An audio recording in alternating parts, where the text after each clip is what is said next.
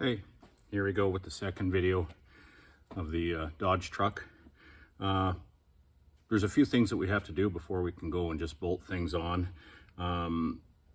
Quality control on things like gaskets and such these days is just horrible.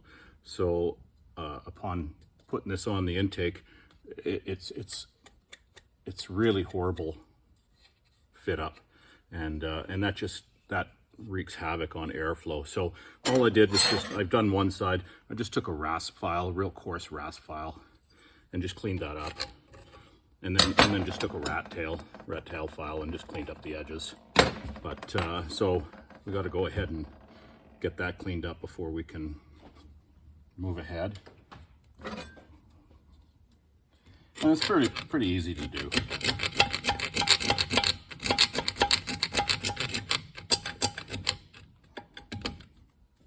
You get the idea. Okay, so I've got the gasket matched to the intake manifold now. So the next step is I just like to run a little electric pump with some fuel and basically bench test it. And this is nice because you can run fuel into it without the engine running, fan blowing, kneeling on a rad support, and just bench test it for leaks. I can set my float levels at this point. Make sure that the pump squirter inside, make sure that it's working, and I'm getting pump shot from the accelerator pump. So we'll go ahead and do the next part. Okay, so we got the pump running, and happily no leaks, which is nice. So we still have to set the hole level, and I'll show you how to do that. But like I said, it does show us that we have a pump shot.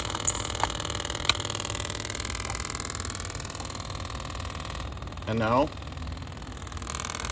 we'll move on to setting the bolt up. Okay, so here's the second part of the video that unfortunately we had a bit of a mishap. I am not tech savvy at all.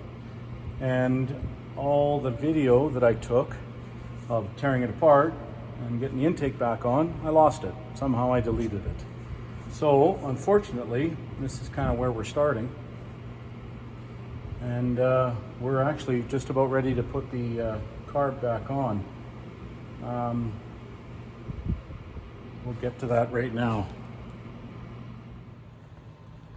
Hey all, well, had a bit of a mishap. It's finished. And unfortunately, the video that I had taken of changing the intake manifold over and everything, pulling the old intake off and putting the new intake on, well, I don't know what I did with it. Somehow deleted it. And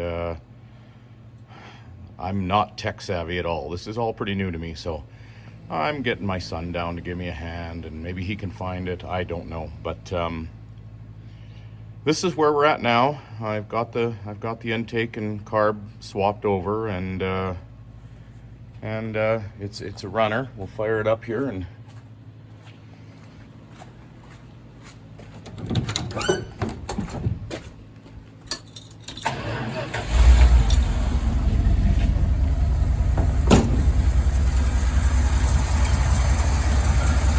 so that's it.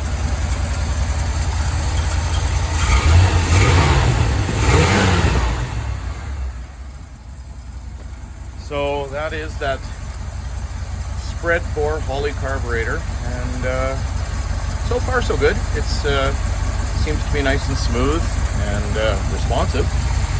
So, but this 360 seems to be a decent engine. It actually runs quite nice. I did get some brakes, but I need a master cylinder.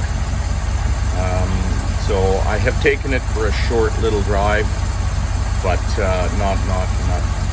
nothing substantial. But the transmission shifts. It's got all its gears. It's nice and firm. Goes into gear well. No leaks. And I have a little bit of coolant here. I got on the. It has no reservoir tank, so I topped up the coolant and it just blew off the extra that it didn't need. But so there's a few little things that need to be fixed. the heater control valve is seized. Just typical old vehicle things that, what are you gonna do? It's just the way it is. So little things that need to be fixed. The heater switch is seized. So the heater's in, well, I'd say medium for the fan, and that's where it's stuck. So got to order a new switch, the new heater control valve, a few little things like that. But other than that, it's a runner.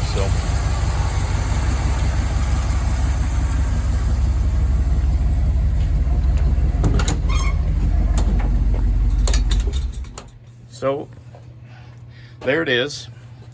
The next video that I want to do on this truck is I'm going to convert the stock alternator to a GM, which will get rid of the voltage regulator there on the firewall, as well as I'm going to convert the stock ignition system here over to GM HEI, which will mean that there will just be a little HEI module. I'm going to put it right where the voltage regulator sat on the firewall. But so it'll just be the little HEI module. So am I swapping it over because the GM stuff is better? No, I'm swapping it over because I want to drive the truck, and if I take it across country, which I wouldn't even think twice.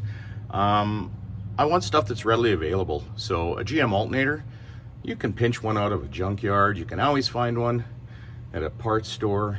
You could steal one off a forklift, off a power plant. They're just everywhere. They're used in everything.